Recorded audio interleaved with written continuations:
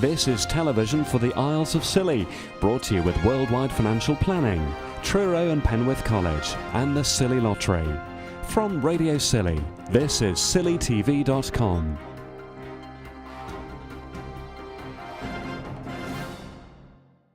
The Isles of Scilly Veterinary Support Group is battling a rating decision for their newly built accommodation in Old Town, which the chairman claims could cripple the group. Bill Wilson spoke to Scilly TV after the group's annual general meeting. He says he's hopeful that the high valuation of business rates will be tackled. For the surgery alone, a business rate of between £4,000 and £5,000 a year, that would wipe us out in the long term, because that's a lot of money to raise each year. We have to fight that sort of idiocy, because at the moment the surgery here on Scilly has been rated higher than any other veterinary surgery in the whole of Cornwall.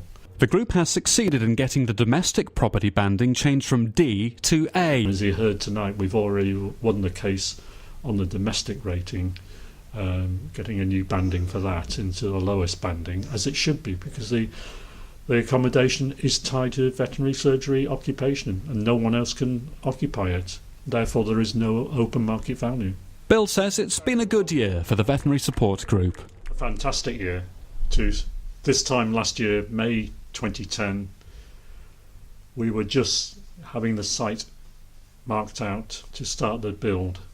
And now, come the end of the year, 18th of December, Heike moved in, and we now have a building completed.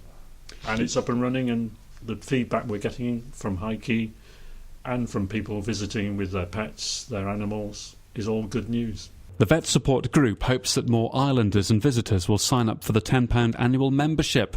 That brought in £1,860 last year, and they might seek a membership secretary to drive this recruitment. Hopefully grow in membership, and we need a membership secretary just to ensure that as people after a year don't fall by the wayside because we haven't followed it up, but continue to be members.